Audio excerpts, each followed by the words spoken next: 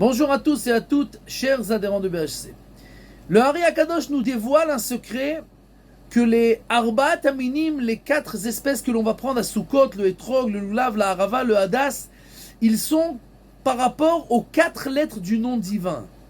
Et de plus, nous voyons dans le Bet Yosef, Rabbi Yosef Karo qui a écrit le Shulchan Aruch, qui nous raconte que le Rekanati, un des Rishonim, un des géants qui était il y a environ 700-800 ans, alors il écrit qu'une fois, il y a un chassid qui est venu chez lui et le Rekanat, il rêve. Et il voit ce chassid qui prend les Arba Taminim, le Lulav, mais qui écrit le nom de Dieu, les trois premières lettres, et qui détache la dernière lettre du nom divin. Bien entendu, c'est quelque chose qu'on ne fait pas, il ne comprend pas dans son rêve pourquoi ce chassid fait ça. Et le matin, il se lève, il est perturbé, et il voit le chassid, c'était à Sukkot, qui prend les trois minimes, les trois espèces, le Lulav, la Hadas et la Harava, et qui les détache du Lulav et qui fait ça séparément. Et alors il a compris la signification du rêve, et il lui a dit c'est comme le nom divin qu'on doit mettre les quatre lettres ensemble, de la même manière les quatre espèces doivent être ensemble. Et donc nous voyons véritablement que et le Hari dans la Kabbalah, la mystique juive, et dans le sens simple des choses, le Rabbi Yosef Karo dans le Shulchan Aruch nous écrivent que les quatre espèces de Sukkot représentent les quatre lettres du nom divin. Or nous savons que ces quatre lettres, à l'intérieur, il y a les 10 sphères célestes avec lesquelles le monde a été créé.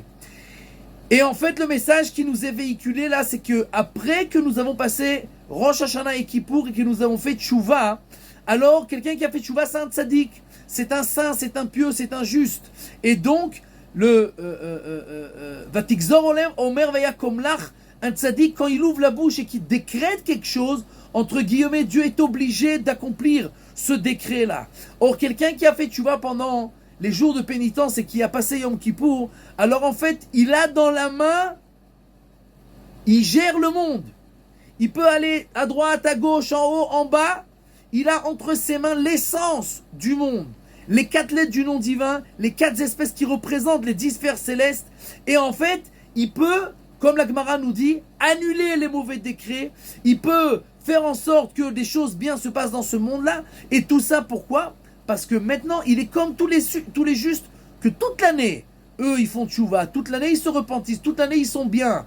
Et donc, quand ils décrètent quelque chose, Dieu accomplit. Nous, au moins, on peut pas ça toute l'année, mais au moins, après qu'on a passé Kippour, Dieu nous a pardonné, et nous sommes maintenant propres. Alors, il faut continuer cette propreté. Il faut continuer ce repentir-là jusqu'à Sukkot, pour au moins avoir la possibilité, chaque personne dans son domaine, de pouvoir changer les décrets, annuler les mauvaises choses. Et ça, c'est le pouvoir que Dieu nous donne entre nos mains à Sukkot.